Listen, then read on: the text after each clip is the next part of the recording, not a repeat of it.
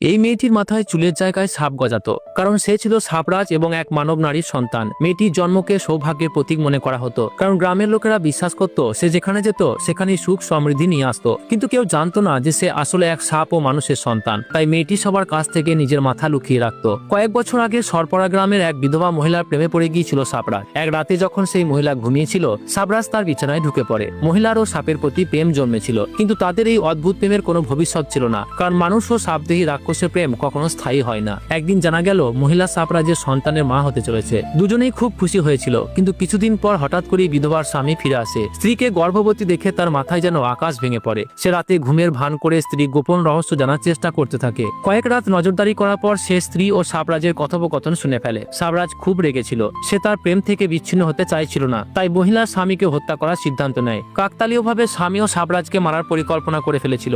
সে একটা লম্বা ধারালো অস্ত্র নিয়ে সাপরাজের গুহার সামনে গিয়ে তাকে উস্কাতে থাকে, কিন্তু সাপরাজ সূর্যের আলোকে ভয় পেত, তাই সে বাইরে আসছিল না। তখন লোকটি মিথ্যে বলে যে সে তার স্ত্রীকে মেরে ফেলেছে। এই কথা শুনেই সাপরাজ গুহা থেকে বেরিয়ে আসে। সুযোগ বুঝে লোকটি তাকে ধারালো অস্ত্র দিয়ে হত্যা করে। এরপর সে সাপরাজের চামড়া ছাড়িয়ে তার স্যুপ বানিয়ে স্ত্রীকে খাইয়ে দেয়। স্ত্রী জানতেও পারেনি যে সে তার প্রিয় সাপরাজের স্যুপ পান করছে। কিন্তু লোকটি এখানেই থামেনি, সে তার স্ত্রীকে ভুলিয়ে পাহাড়ের দিকে নিয়ে যায়। স্ত্রী বুঝতেই পারেনি যে সে মৃত্যুর দিকে এগোচ্ছে। সত্য জানার পর সে পালানোর চেষ্টা করে, কিন্তু গর্ভবতী হওয়ায় বেশি দূর যেতে পারেনি। সে স্বামীর কাছে প্রাণ ভিক্ষা চেয়েছিল, কিন্তু স্বামী তার বিশ্বাসঘাতকতায় ক্ষিপ্ত ছিল। সে অস্ত্র দিয়ে স্ত্রীর পেট ছিঁড়ে ফেলে। ভয়াবহ দৃশ্য দেখে সে নিজেও আতঙ্কিত হয়ে যায়। স্ত্রীর পেট ভর্তি ছিল শত শত সাপে, যারা ছিল সাপরাজের সন্তান। উন্মত্ত হয়ে সে সব সাপ শিশুকেই মেরে ফেলে, তবে একটা ছোট্ট সাপ পালিয়ে যেতে সক্ষম হয়। লোকটি যখন তাকে মারতে যায়, তখন পা পিছলে গাছের একটা ডাল তার শরীরে ঢুকে যায়, আর সেখানেই তার মৃত্যু হয়। মা বাবাকে মৃত দেখে তাদের কন্যাও ভয় পেয়ে পিছিয়ে যায়, কিন্তু অসাবধানতাবশত একটা ডালের সঙ্গে ধাক্কা লেগে সেও সেখানে মারা যায়। লোভ ও হিংসার কারণে পুরো পরিবার ধ্বংস হয়ে যায়। তিনজনের আত্মায় দেহ ত্যাগ করে। তবে এই সমস্ত ঘটনার মধ্যে একমাত্র একটা ছোট সাপ জীবিত ছিল।